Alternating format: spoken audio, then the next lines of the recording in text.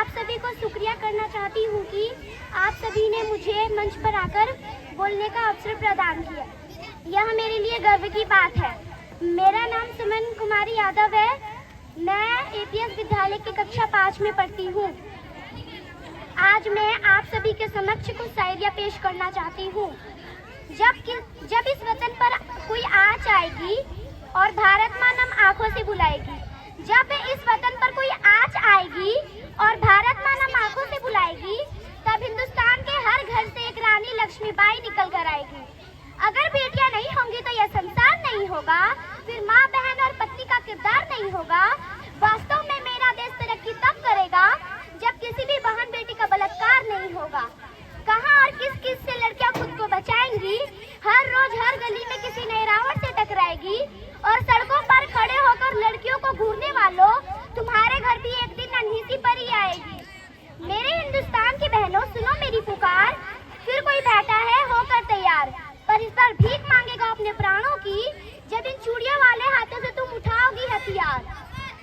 इस तिरंगे की शान को इन्हें बढ़ाना आता है। जो गलत नजर उठे मेरी वतन की तरफ तो उसे झुकाना आता है। और ये हिंदुस्तान की बेटियां हैं साहब, इन चूड़ियों वाले हाथों को हथियार उठाना आता है। पापा की परी नहीं, मैं रानी लक्ष्मीबाई हूँ। जब कीमत लड़कों के स्वाभिमान की होती है तो लड़कियों के स्वाभिमान क्यों नहीं? ये भी उड़ान भर सकती हैं, आसमान की क्यों नहीं? जब लड़कियां हिंदुस्तान के हर घर की इज्जत होती है तो पूरे हिंदुस्तान की क्यों नहीं? आखिर कब तक यूं ही अपनी इज्जत लुटाएंगी बेटियां? कब तक रावण के सामने गिड़गिड़ाएंगी बेटियां? जब ये चूड़ियों वाले हाथ जब मजबूत होंगे तो रावण की लंका खुद ही जलाएंगी बेटियां। पिंजरे में ना रोको इनको, इन्हें भी आसमान लिखने दो, इन्हें भी खुद की पहचान लिखने दो। लड़की है बोलकर ख्वाबों को मत तोड़ो, इन्हें भी अपने दम पर अपनी दस्तान लिखने दो। तोड़ देती है अपने ख्वाबों को छुपा करके आंखों के मोती।